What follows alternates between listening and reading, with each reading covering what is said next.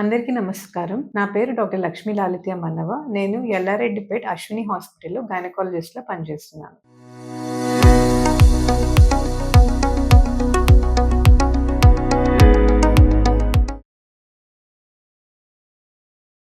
ఇవాళ మనం మాట్లాడుకోబోయే టాపిక్ గర్భసంచి జారడం గురించి మాట్లాడుకుందాం. చాలా మంది పెద్దవాళ్ళు అంటే 60 ఏళ్లకు పైబడిన వాళ్ళు ఈ సమస్యతో జనరల్‌గా వస్తారు. ఈ ప్రాబ్లమ్ అసలు ఎందుకు వస్తది, ఏంటి అనేది మనం ఇవాళ తెలుసుకుందాం. దాంతో పాటు వచ్చే రకరకాల అదర్ ప్రాబ్లమ్స్ కూడా మనం ఇవాళ తెలుసుకుందాం. ఫస్ట్ గర్భసంచి జారడం, దాన్ని యూట్రైన్ ప్రొలాప్స్ అంటాం. అంటే గర్భసంచికి మామూలుగా కింద మజిల్స్ ఉంటాయి సపోర్ట్‌కి. ఆ మజిల్స్ సపోర్ట్ సరిగ్గా లేకపోవడం వల్ల గర్భసంచి అనేది కిందకి జారే అవకాశం ఉంటుంది. మోస్ట్ ఆఫ్ ద టైమ్ ఇది ఎందుకు జరుగుతుంది అంటే, ఎవరికైతే 3 లేక 3 కన్నా ఎక్కువ ప్రెగ్నెన్సీస్, అది నార్మల్ డెలివరీస్ అయిన వాళ్ళు ఉంటారో వాళ్ళకి ఈ ప్రాబ్లం వచ్చే అవకాశం చాలా ఎక్కువగా ఉంటుంది. అది కాకుండా డెలివరీకి మధ్యలో ఉండే గ్యాప్ అది కూడా చాలా తక్కువగా ఉండడం వల్ల బాడీ ఆ యూట్రైన్ మజిల్స్ కానీ పెల్విక్ ఫ్లోర్ మజిల్స్ అంటాం, అంటే యూట్రస్ ని సపోర్ట్ చేసే కింద ఉండే కండరాలు అన్నమాట, అవి టైట్ గా లేకపోవడం వల్ల,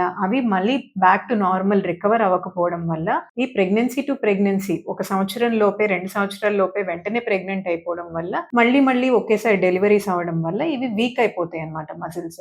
ఇలా మజిల్స్ వీక్ అయిన వాళ్ళకి ఆ మజిల్ వీక్నెస్ వల్ల గర్భసంచి అనేది బయటకు వచ్చే అవకాశం ఉంటుంది. ఇది ఒక్కటే కాకుండా గర్భసంచితో పాటు ముందు మూత్రసంచి ఉంటుంది, వెనకాల రెక్టమ్ ఉంటుంది, మోషన్ పాస్ అయ్యే జాగా అన్నమాట.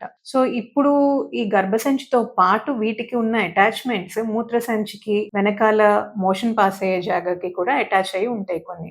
దీని వల్ల మనకు వచ్చే ప్రాబ్లం ఏంటంటే, గర్భసంచి జారుతున్నప్పుడు ఈ మూత్రసంచి కూడా జారిపోయే అవకాశం ఉంటుంది. Most of the time patients మనకి ప్రెజెంట్ చేసేటప్పుడు ఎలా వస్తారంటే, మాకు యూరిన్ ప్రాబ్లం ఉందండి అనుకుంటూ వస్తారు. యూరిన్ ప్రాబ్లం ఎందుకు వస్తుంది? మేజర్లీ ఈ ప్రెషర్ రావడం వల్ల, గర్భసంచి జారడం వల్ల మూత్రసంచి మీద ప్రెషర్ పడి అప్పుడు వాళ్ళకి యూరిన్ ఆపుకోలేకపోతారు. స్ట్రెస్ యూరినరీ ఇన్కాంటినెన్స్ అంటాం. అంటే వాళ్ళు కొంచెం దగ్గినా, గట్టిగా తుమ్మినా, లేకపోతే ఏదైనా కొద్దిగా ఎక్కువ బరువు ఎత్తినా, అలాంటి పరిస్థితుల్లో ఉన్నప్పుడు మూత్రం అనేది దానంతట అదే కొద్దిగా లీక్ అవడం స్టార్ట్ అవుతుంది అనమాట. ఆ కండిషన్ ని మనం స్ట్రెస్ యూరినరీ ఇన్కాంటినెన్స్ అంటాం.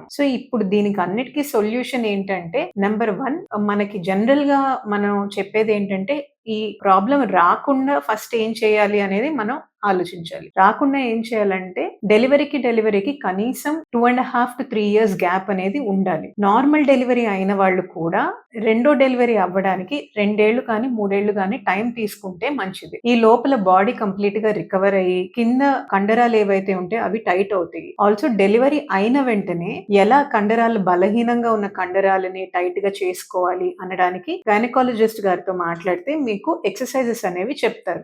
డెలివరీ అయిన తర్వాత కీగల్స్ ఎక్సర్సైజెస్ అంటాం. ఆ ఎక్సర్సైజెస్ అవి రెగ్యులర్ గా చేసుకుంటూ ఉండాలి. కనీసం 1 నెల ఆర్ 2 months వరకు మరీ బాగా బరువు ఉన్న వస్తువులు గానీ, ఇవి బరువు ఎత్తే పనులు గానీ చేయడానికి వీల్లేదు. ఎందుకంటే ఆ టైంలో ఎత్తితే మజిల్స్ ఇంకా వీక్ అయిపోయే అవకాశం ఉంటుంది. కొద్దిగా రోజులు అయిన తర్వాత పనులన్నీ సరిగ్గా చేసుకోవచ్చు అందరూ. ఈ 2 ప్రికాషన్స్ మెయిన్ అన్నమాట. అయితే ఆల్రెడీ ఈ ప్రాబ్లం వచ్చేసిన తర్వాత మనం ఏం చేయాలి అంటే, సర్జరీయే ఇంకా మనకున్న ఆప్షన్.